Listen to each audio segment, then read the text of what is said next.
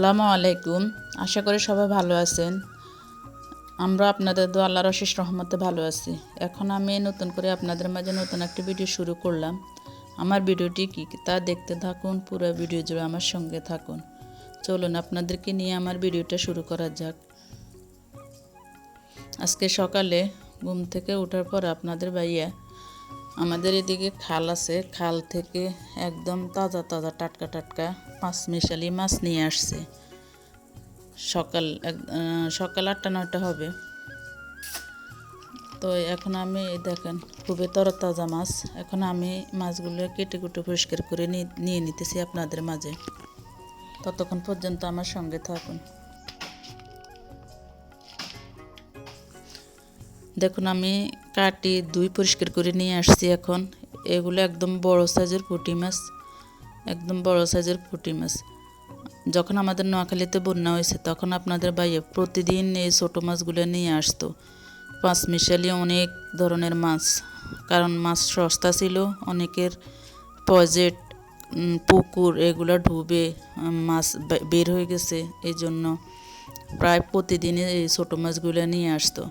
তখন এই মাছগুলো আমি প্রতিদিন কাটাকুটা করতে এবং সরসরি করতে আমার একটা অনীহাবোধ চলে আসছে। এখন আমি ছোটো মাছ দেখলে আমার খুব কষ্ট হয়, মানে কাটাকুটা করা বা রান্না করা আমার থেকে এখন খুব বিরক্ত বোধ মনে হয়। তারপরে নিয়ে আসছে, কী করব। এখন এখান থেকে আমি কিছু মাছ আজকে সরসরি করব, আর কিছু ফ্রিজে রেখে দিছি। তাই আমি এখানে সব কিছু নিয়ে নিছি এই মাছগুলো রান্না করার জন্য। আর নিয়ে নিছি এখানে কিছু মশারির ডাল, আজকে এগুলোই রান্না হবে।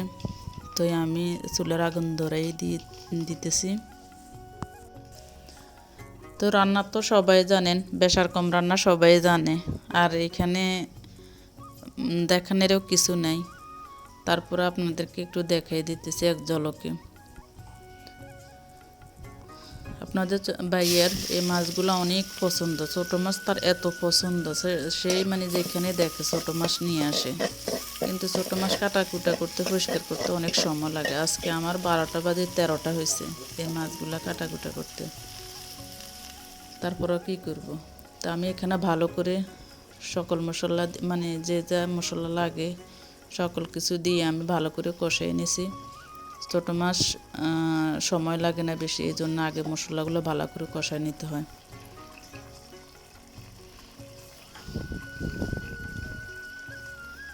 আর আপনাদের মাঝে আজকে একটি গোপন টিপস শেয়ার করব। এই ছোটো মাছ রান্না করতে কি দিলে মাছের স্বাদটা দ্বিগুণ বেড়ে যায়।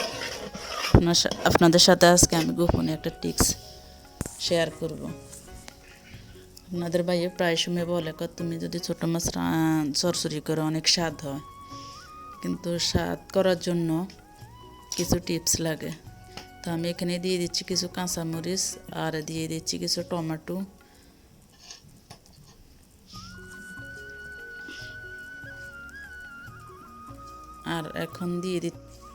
আর এখন আমি সে গোপন টিপসটা দেখাইতেছি। এখানে কিছু তেঁতুলের বিচি, মানে পাকনা তেঁতুলের মানে কিছু তেঁতুল নিয়ে নিয়েছি, নিয়ে এখন এগুলোকে রসা করে এই পানিগুলা মাছের উপর দিয়ে দিব।